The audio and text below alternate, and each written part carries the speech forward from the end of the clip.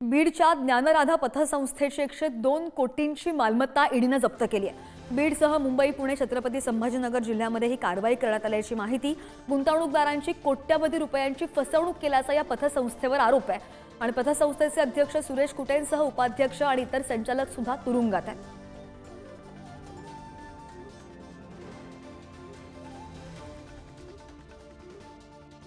आणि ही मालमत्ता सगळी ईडीने जप्त केल्याची माहिती।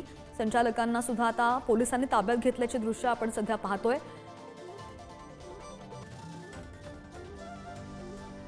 अधिकची माहिती घेऊयात आमचे प्रतिनिधी उदय नागरगोजे आपल्यासोबत आहेत। उदय, 102 कोटींची मालमत्ता ईडीने जी जप्त केली आहे, रक्कम फार मोठी आहे। आता पुढची कारवाई कशी करण्यात येणार आहे? नक्कीच ज्ञानराधा पतसंस्थेमध्ये बीडमधील तसेच शेजारच्या जिल्ह्यामधील तब्बल 3700 कोटी रुपयांच्या ठेवी या ठेवीदारांच्या अडकलेल्या आहेत।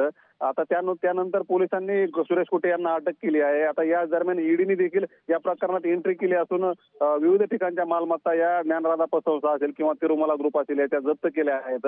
बीड, छत्रपती संभाजीनगर, मुंबई, पुणे या ठिकाणच्या मालमत्तांचा यामध्ये समावेश असून आता मनी लॉन्ड्रिंग प्रकरणात देखील कुटे यांच्यावर कारवाई होण्याची शक्यता आहे। आता या दरम्यान कुटे यांच्या ज्या पत्नी आहेत अर्चना कुटे, ज्या तिरुमला ग्रुपच्या अध्यक्ष होत्या, त्यांचा देखील आता तपास सुरू आहे। त्या सध्या फरार असून त्यांना देखील अटक होण्याची शक्यता आहे। श्रद्धा, हो, नक्कीच उदय, धन्यवाद दिलेल्या सगळ्या सविस्तर माहितीसाठी।